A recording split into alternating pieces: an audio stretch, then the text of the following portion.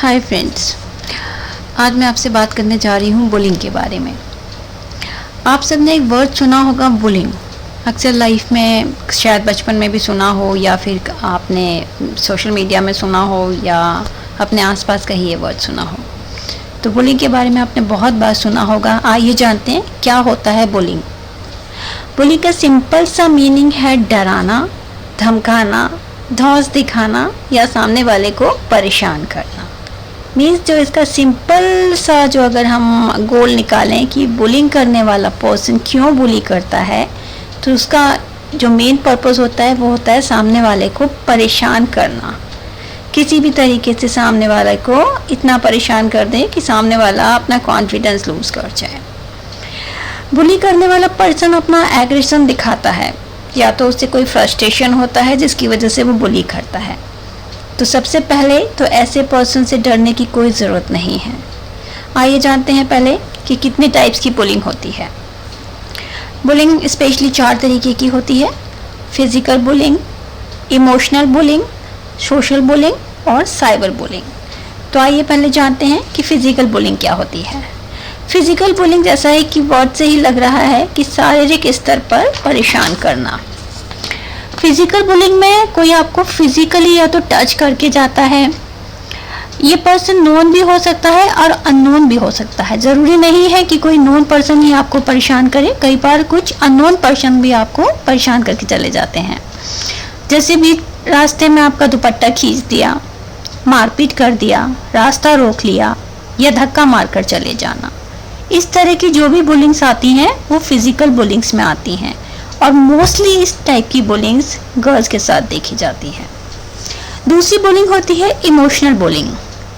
Emotional bullying कि कोई person emotionally blackmail कर रहा है आपको दूर से घूर रहा है, आपको टच नहीं कर रहा है लेकिन आपको दूर से घूर रहा है, आपको टच किए बिना आपको परेशान कर रहा है, आपको अब्यूज़ कर रहा है। तो ऐसी चीज़ें आपको मेंटली परेशान कर देती हैं। मीन्स कि आपके साथ कोई मारपीट नहीं हुई है, फिजिकली कुछ नहीं हुआ है, बट मेंटली आप इतने परेशान हो जाते हो कि इसी परेशानी को इमोशनल बुलिंग कहते हैं। तो कई बार लोग लगातार आपको पीछा कर रहा है, तो ये भी हो सकता है इमोशनल बुलिंग का ही एक पार्ट है। और वर्बल बुलिंग भी इमोशनल बुलिंग के अंडर में ही आती है कि कोई आपको वर्बली कुछ ऐसी बातें कह रहा है जिसमें अब्यूज़ तो नहीं कर रहा है, बट आपको परेशान करने के लिए कुछ बातें बोल रहा है। तीसरी टाइप की बुलिंग है सोशल बुलिंग। इसका मतलब है सामाजिक स्तर पर आपको परेशान किया जा रहा है कि कोई पर्सन आपके बारे में अफवाह फैला रहा है कि जो बात सही नहीं है वो आपके बारे में गलत गलत बातें फैला रहा है, आपके अगेंस्ट ग्रुप में बात कर रहा है, ग्रुप बनाकर बात कर रहा है, आपकी गलतफहमी फैला रहा है। तो इस टाइप की जो भी बुलिंग होती है जो आपको सोशल लेवल पे परेशान कर रही है, that is social bullying. Fourth जो बुलिंग होती है वो होती है साइबर बुलिंग। तो हम नाम से ही जान सकते हैं कि साइबर वर्ड से ही हम समझ में आता है कि कोई आपको डिजिटली परेशान कर रहा है। जैसे मैसेज या टेक्स्ट करना, परेशान करने वाले अक्सर टेक्स्ट मैसेज करते हैं। ईमेल के थ्रू ब्लैकमेल करना, सोशल मीडिया में जो आपकी फ़ोटोज़ हैं उनका मिसयूज़ करना, या सोशल मीडिया में कुछ ऐसी बातें आपके लिए लिख देना जो आपको परेशान कर दें। तो ये जो बुलिंग होती है वो आती है साइबर बुलिंग के अंदर। तो हमने 4 तरह की बुलिंग देख ली: physical bullying, emotional bullying, social bullying और साइबर बुलिंग। तो मोस्टली बुलिंग का शिकार या तो बच्चे होते हैं या फीमेल्स होती हैं, मगर कई बार कई स्तर पे जो सोशल बुलिंग होती है उसका शिकार बहुत एल्डरली पर्सन भी होते हैं कई बार। तो हम इस बुलिंग को कैसे रोकें? मोस्टली हमारे इंडिया में क्या होता है कि पेरेंट्स अपने बच्चों को समझते नहीं हैं, इसलिए बहुत से बच्चे बुलिंग सिचुएशन को बताते नहीं हैं कि पेरेंट्स हमें समझेंगे नहीं या फिर हमें ही गलत समझेंगे और हमें ही डांटेंगे। और इस चक्कर में अगर वो कोई उन्हें बुली कर भी रहा है तो वो आप तक अपनी बात पहुंचाते ही नहीं हैं। तो सबसे पहले आपको अपने बच्चों का बिहेवियर ऑब्जर्व करना पड़ेगा कि क्या उनके बिहेवियर में कोई चेंजेस आ रहा है, या उनका स्लीपिंग पैटर्न चेंज हो गया है, ईटिंग पैटर्न चेंज हो गया है, बिहेवियर पैटर्न चेंज हो गया है। अगर इस तरह के कोई चेंजेस आपको कभी अपने बच्चे में दिखाई देते हैं तो प्लीज़ आप उसे समझने की कोशिश कीजिए और बात करके देखिए कि क्या बात है जो उसे परेशान कर रही है। हाउ टू स्टॉप बुलिंग, कि जब कोई हमें बुली करता है तो उसका मेन पर्पस है आपको परेशान करना। तो सबसे पहले तो आपको परेशान नहीं होना है। अगर कोई आपको परेशान कर रहा है, क्योंकि उसने अगर आपकी इस चीज़ को पहचान लिया कि हाँ मेरे परेशान करने से ये पर्सन परेशान हो रहा है, तो वह उसका बुलिंग करने का जो फ्रीक्वेंसी है वो बढ़ जाएगी।